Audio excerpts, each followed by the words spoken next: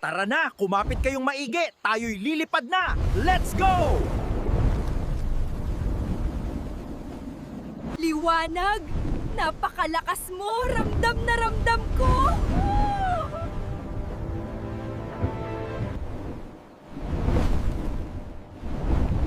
Kara, galingan mo magbalanse sa likod. Baka ikaw ay mahulog. Malapit na tayo sa ginto. Malapit na nating makuha.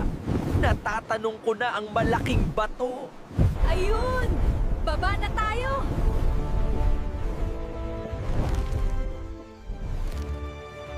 Ito na nga yun. Sigurado ako, ayan na talaga yun.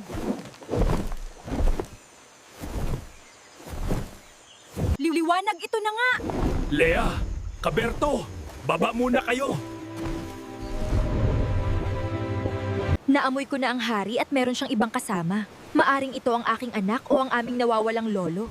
Isa lang ang naamoy ko na bago sa pangamoy ko. Kailangan ko nang bumalik sa palasyo para maihanda ang kanilang pagdating.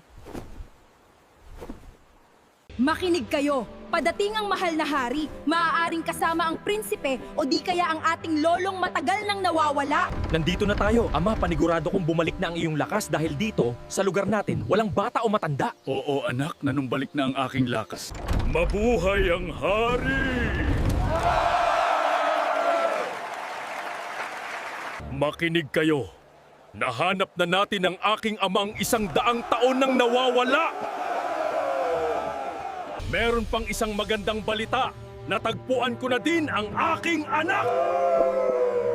Bakit hindi niyo siya kasama? Meron siyang misyon na pinangako sa tao na nag-alaga sa kanya. Kailangan niyan tupadin ito. Bakit hindi sumama ang ating anak dito sa ating paraiso? Hindi na ba siya babalik dito? Meron siyang pinangako sa taong nag-alaga sa kanya. Meron siyang misyon na dapat tapusin. Di ba nga? Tayong mga asong lobong may pakpak ay may paninindigan sa pangako. Kamusta na ang anak ko? Hinanap niya ba ako? Na-miss niya ba ako? Kasi ako, miss na miss ko na ang ating prinsipe. Iyakap ko daw siya at ihalik sa noo, sabi ng ating prinsipe.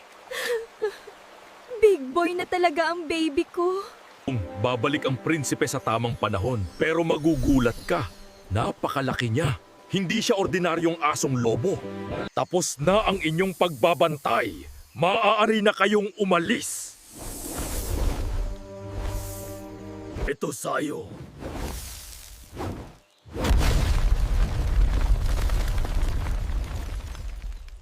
Ito na ba?